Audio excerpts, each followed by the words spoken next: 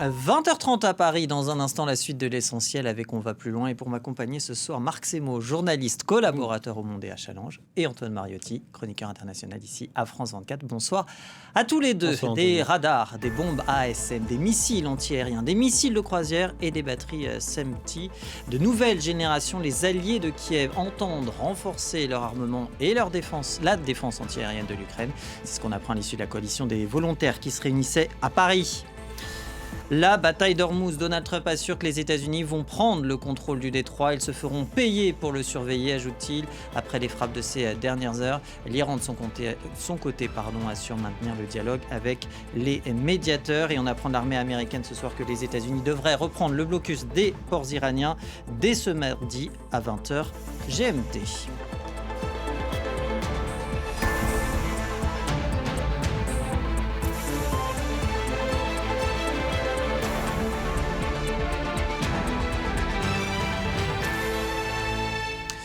C'est à l'Hôtel des Invalides à Paris qu'Emmanuel Macron réunissait ce lundi la coalition des volontaires, ce sommet d'une trentaine de pays dont le but est d'assurer Kiev d'un soutien constant face aux frappes russes et notamment en matière de défense. On va revenir dans un instant sur les quelques annonces. Mais d'abord, Gulliver Crack, vous êtes notre correspondant en Ukraine. Comment a été accueillie cette énième coalition des volontaires ?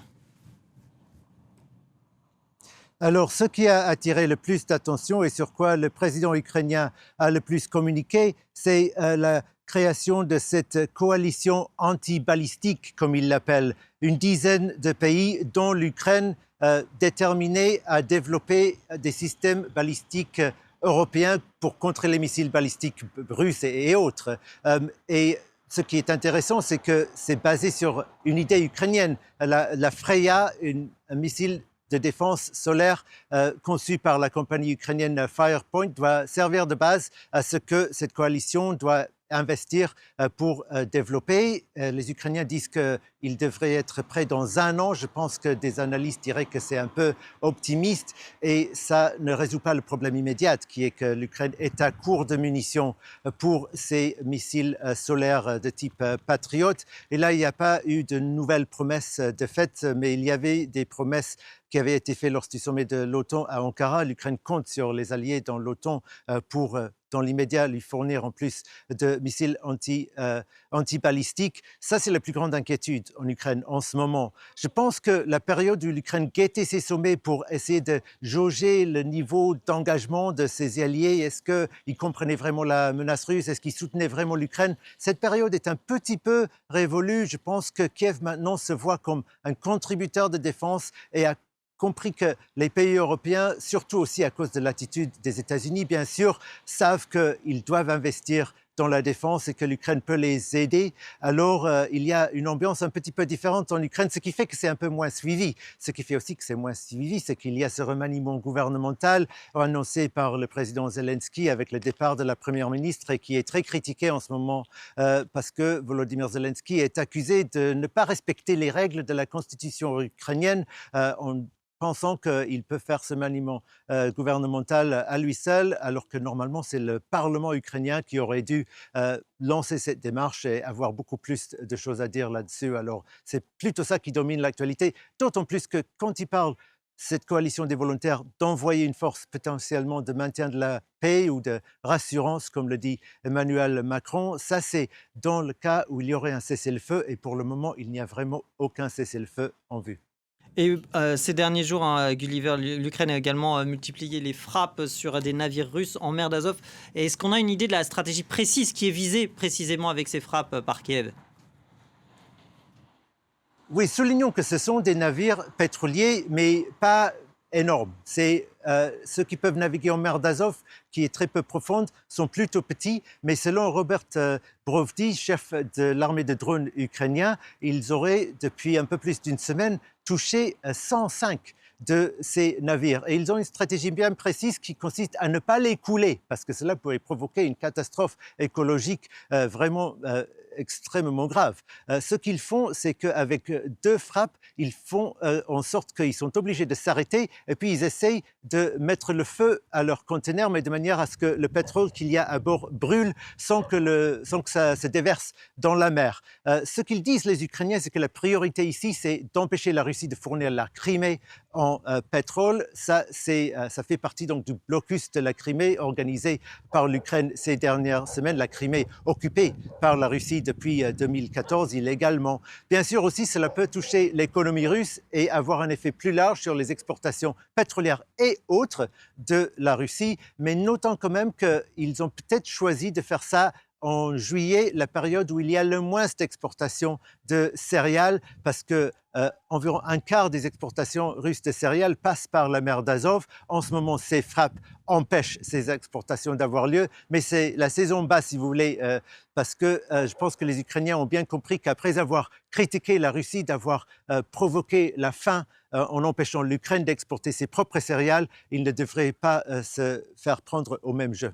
Merci beaucoup Guy Liverka, correspondant de France 24 en Ukraine. Marc Semo, sur cette coalition sur les capacités antibalistiques. 9 pays européens qui ont annoncé vouloir développer justement leurs capacités antibalistiques. On est dans le prolongement de ce qu'on a pu voir au G7 ou encore au sommet d'Ankara. Et surtout, ce que ça montre, ça acte encore un peu plus le fait que l'Ukraine fait déjà partie du système de défense européen et puis en général occidental. Alors, il n'est pas question pour le moment d'intégrer tout de suite, même si elle en rêve, l'Ukraine au sein de l'OTAN, même si depuis le sommet de Washington, il est écrit noir sur blanc que la route vers les structures euro-atlantiques et l'OTAN est irréversible. Mais de fait, très concrètement, c'est ça qui est en train de se jouer.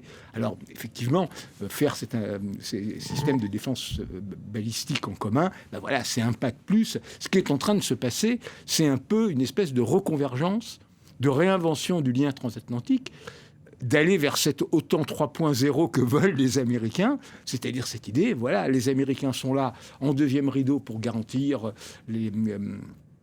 au niveau nucléaire, avec leurs bombardiers stratégiques, etc. Mais tout ce qui est le conventionnel, tout ce qui est les armées européennes, etc., c'est aux Européens de le faire.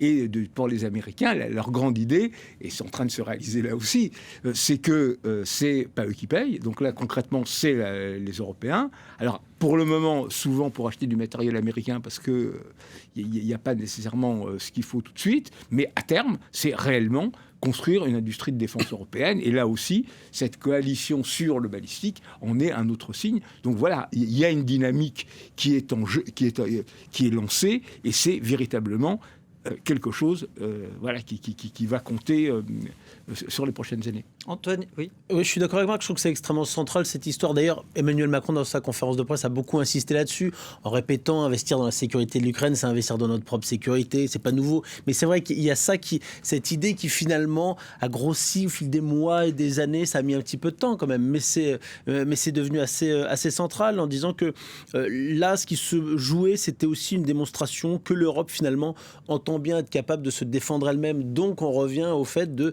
ne plus dépendre des États-Unis. D'ailleurs, on voit bien que les pays du Golfe qui dépendaient des États-Unis ont bien du mal à trouver ça très, très crédible. Donc, au côté européen, on a envie d'être capable aussi de le faire. Et c'est vrai que à Bruxelles, par exemple, où j'avais rencontré pas mal de responsables qui disaient voilà, maintenant on veut arriver à déboucher sur cette industrie de défense et créer nous-mêmes suffisamment, en quantité suffisante les armements, que ce soit offensifs, défensifs, mais aussi de pouvoir acheter européen, voire imposer une certaine quantité d'achats européens. Alors ça grince des dents dans certains pays. Il n'y a pas ce qu'il faut en étagère. Il n'y a pas encore ce qu'il faut, mais même sur le terme et sur le principe même, chez certains, c'est plus dur à accepter que d'autres, mais c'est en train de s'imposer progressivement, en tout cas, à la faveur de cette guerre en Ukraine. Mais surtout, ce qui est important, c'est que ça se fait, non pas en rupture, mais...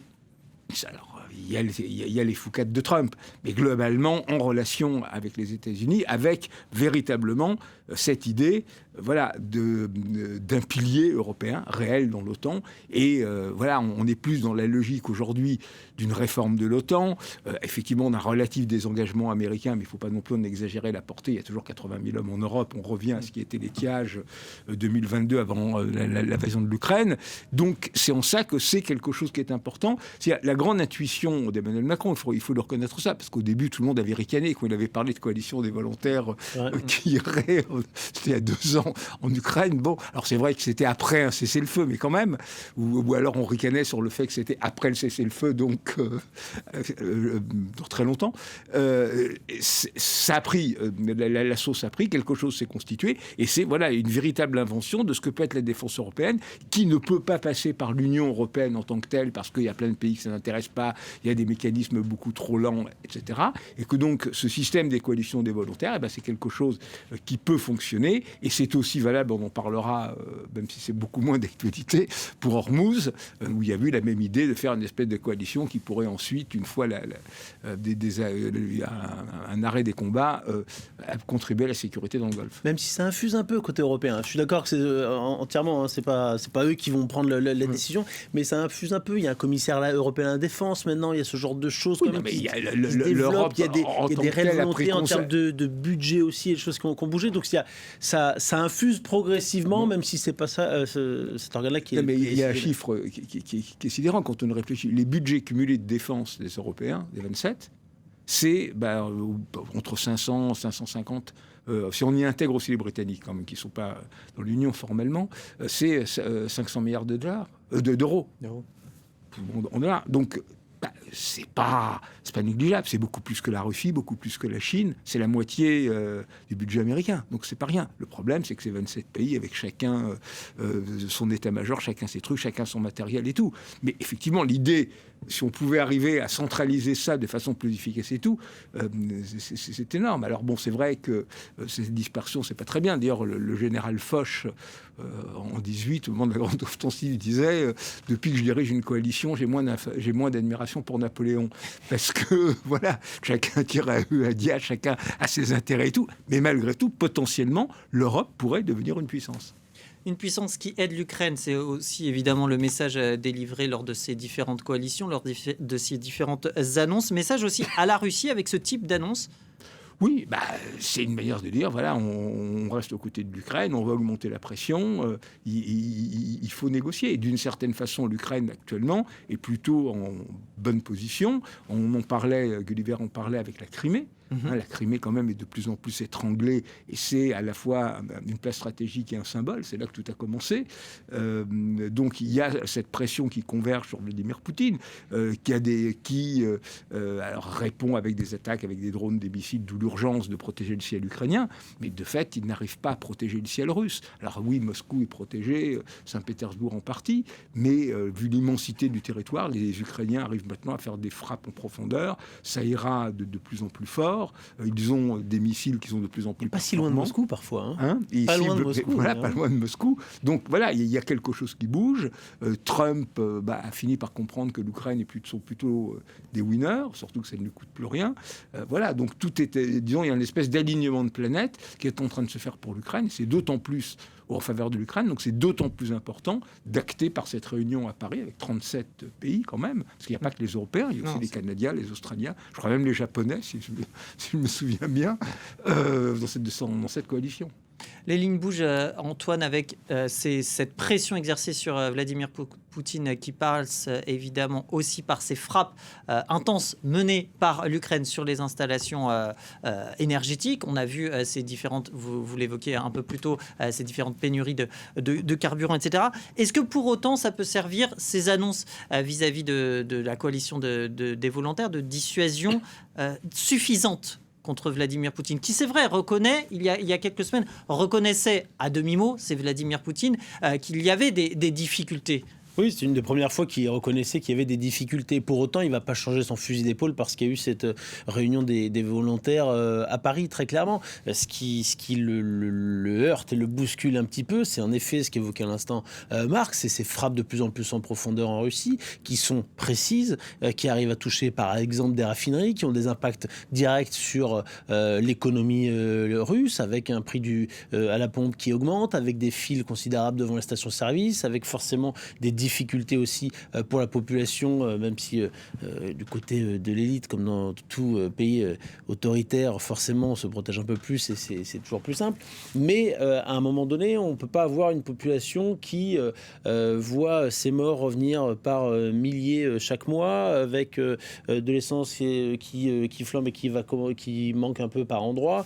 Alors pour l'instant, on est loin d'avoir une déstabilisation du régime, mais bon, il y a des moments où il y a aussi des petites fissures qui peuvent se voir le jour. Je pense qu'il faut être prudent. Quand il y en a qui voient déjà Poutine terminer, je ne pense pas du tout qu'on en soit là, du tout.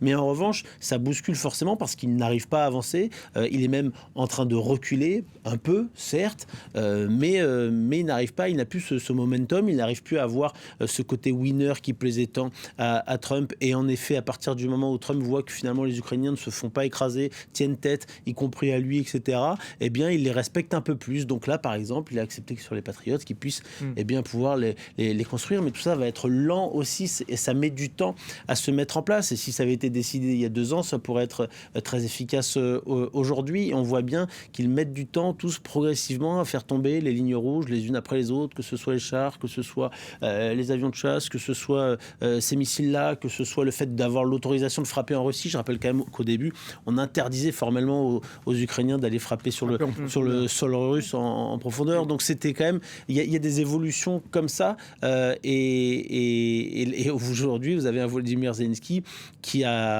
clame haut et fort que l'Ukraine est finalement devenue l'une des meilleures armées au monde. Alors on peut être d'accord ou pas d'accord, mais en tout cas qui fabriquent eux-mêmes leur propre armement, qui arrivent à les vendre maintenant, même à l'étranger. Le vrai risque maintenant est plutôt celui de la fuite en avant de Vladimir Poutine, puisqu'il y a toute une partie, à la fois il y a une partie de l'opinion, y compris au niveau des élites, qui dit la guerre, faut arrêter, voilà, mais il y en a en même temps d'autres qui sont sur une ligne beaucoup plus dure, qui disent voilà, on n'est pas assez ferme avec l'Ukraine. Il y en a même qui évoquent ouvertement l'emploi d'armes nucléaires tactiques, ne serait-ce qu'à fin de démonstration. Alors bon, il y a beaucoup entre les commentateurs télévisés et certains penseurs ultranationalistes jusqu'au fait de passer à l'acte, mais malgré tout, cela revient sur le devant de la scène.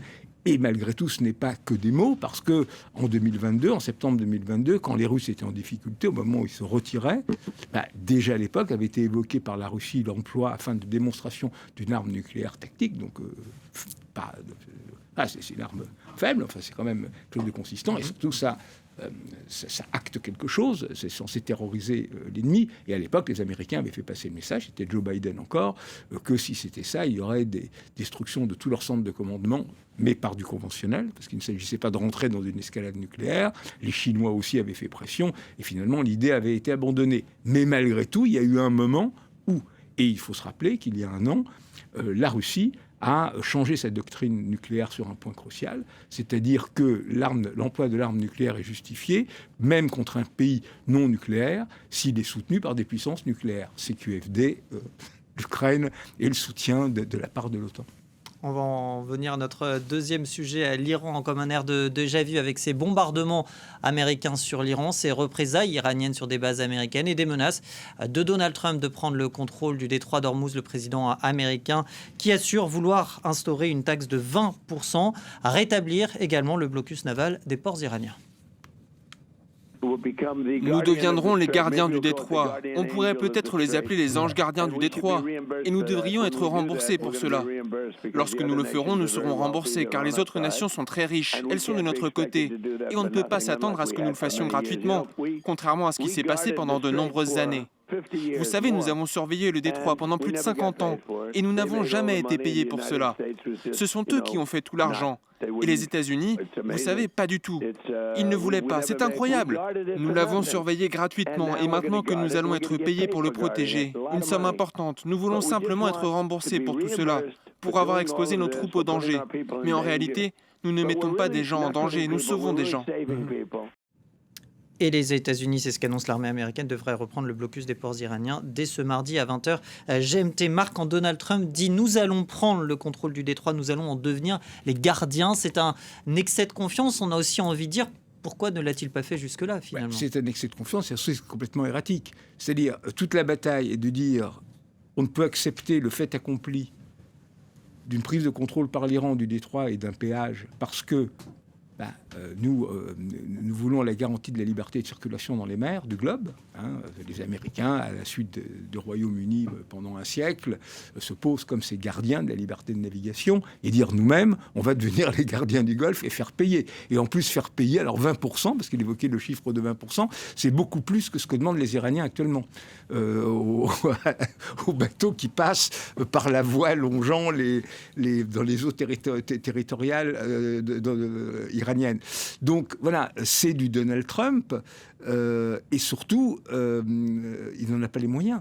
On est dans une situation où il est dans une certaine impasse parce que, face à ce qui s'est passé, donc ces tirs iraniens sur les bateaux qui prenaient la voie, le rail omanais, donc au sud, et donc se refusaient à payer la dîme imposée d'une manière ou d'une autre par Téhéran. Les Américains ont répondu par des frappes auxquelles l'Iran a riposté avec des bombardements massifs de missiles et de drones sur 6 pays, sur des bases américaines dans ces pays de la région. Donc on était dans une espèce de retour à une espèce d'escalade militaire, mais bon, qui restait quand même, malgré 200 cibles. Le dernier jour, c'était beaucoup, mais enfin, on est loin. Il faut se rappeler que la guerre des 40 jours d'Epic Fury, ça a été 30 000 cibles, mais ça n'a pas fait céder les Iraniens. Donc on voit mal comment ils pourraient céder aujourd'hui. Et je terminerai là-dessus. Une invasion terrestre, si ne serait-ce que d'une partie de la côte, c'est comme 1200 km, c'est beaucoup, d'abord, serait potentiellement coûteuse en hommes, et surtout, ça serait impossible de tenir sur le long terme, parce que c'est une côte immense, avec des grottes, des montagnes, etc. Il suffit de tirer un drone ou un petit missile sur un bateau, pour qu'aussitôt, les armateurs et les assureurs paniquent. Donc, prendre le détroit, des bouts clés stratégiques dans le détroit, c'est faisable, mais être à même de garantir la sécurité du détroit contre l'Iran, ça tient de la gageure.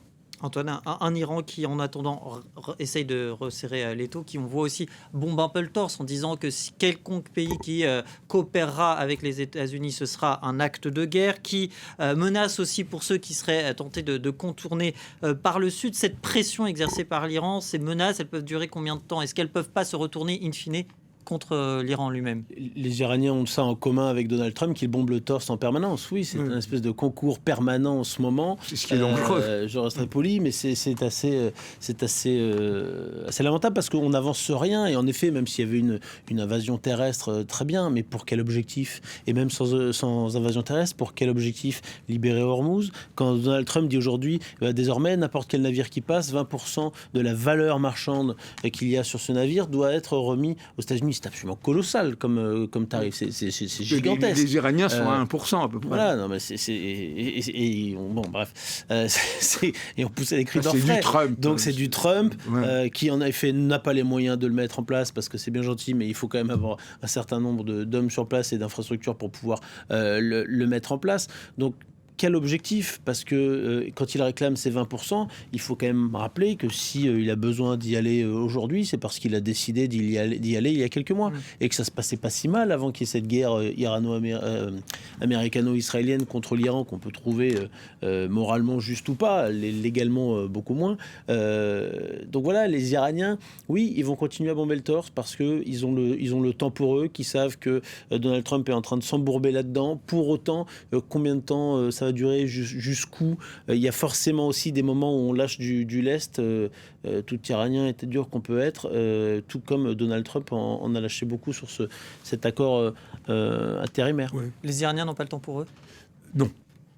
Même si bombe le torse, même si face à un Trump qui a envie de se sortir du bourbier, l'économie iranienne est complètement effondrée. Ils ont un besoin crucial de l'argent qui pourrait être débloqué avec si le protocole, au moins en partie, si le protocole d'accord se concrétise. Il faut se rappeler que déjà l'année dernière, avant la guerre, il y avait une situation de crise hydrique à Téhéran absolument gigantesque, au point qu'on parlait d'une évacuation d'une grande partie de la ville. Et là, cette année, ça va être encore pire. Donc tout ça, mis bout à bout, fait que ce régime qui, avant tout, pense à sa survie, est quand même assis sur une bombe à retardement. Hein. Il ne faut pas oublier l'ampleur des manifestations décembre-janvier dernier qui suivaient la guerre des 12 jours, après quelques mois. Ça a été les plus massifs contre le régime, même si la répression a été absolument atroce. Donc ce n'est pas joué. Mais ce qui est très inquiétant, c'est que on a quand même l'impression que c'est la ligne dure au sein du régime qui est en train de gagner, qui pense avoir plus à gagner à un affrontement permanent avec les États-Unis pour établir leur domination dans la région et, d'une certaine façon, accentuer toujours plus la pression sur les monarchies, sur les pétromonarchies du Golfe. Il est quand même significatif qu'ils aient bombardé aussi les pays qui étaient des médiateurs. Le Qatar, et plus encore Oman. Il ne faut pas sous-estimer la résilience justement du pouvoir iranien, à tort raison évidemment, mais face aux États-Unis qui ne sont pas à quelques mois près, contrairement à... Mais aussi, ça peut être un choix suicidaire pour le régime. Bien sûr. Cette guerre a permis, Antoine, de montrer s'il y a affaiblissement sur le plan national, peut-être sur le plan régional, ce n'est pas tout à fait le cas. Il y a eu au contraire une mise en avant de la force iranienne sur le plan régional ? Alors oui, même s'ils ne se sont pas fait que des amis, non pas qu'ils en aient énormément dans la région, mais forcément, force est de constater qu'ils ont frappé un certain nombre de pays dans la région et que la riposte a été particulièrement faible de leur part. Donc oui, de ce point de vue-là, ils se sont clairement imposés en quelque sorte comme une puissance avec laquelle en tout cas il allait falloir faire avec, et puis c'est tout. Mais en effet, il y a un régime qui est sur une ligne de crête, qui est en grande fragilité, même si ça fait des années quand même que l'économie est désastreuse en Iran, ça l'est forcément encore plus avec la guerre, parce que c'est des discours qu'on entendait déjà il y a des années au moment du nucléaire iranien. C'est comme ça qu'on leur a tordu le bras en quelque sorte pour les obliger le blocus des ports iraniens à négocier. Le blocus des ports iraniens a des effets important et qui en même temps est assez jusqu'au boutiste et idéologique. Donc il y a des difficultés importantes à prévoir, mais je ne prendrai pas de pari sur l'issue absolue de ce conflit. Eh bien, on en saura peut-être un peu plus les jours prochains, puisque figurez-vous que Donald Trump annonce qu'il fera un discours à la nation ce jeudi, sans pour autant préciser ni le thème, ni le contenu des annonces dont il a le secret des annonces mystères. C'est une déclaration évidemment faite pour nous donner nos réponses, Marc. Réseau social Truth Social. Merci Antoine Mariotti, merci également à Marc Semo. On va plus loin. C'est à retrouver sur france24.com. Moi, je vous retrouve dans quelques minutes pour la suite et l'essentiel. À tout de suite.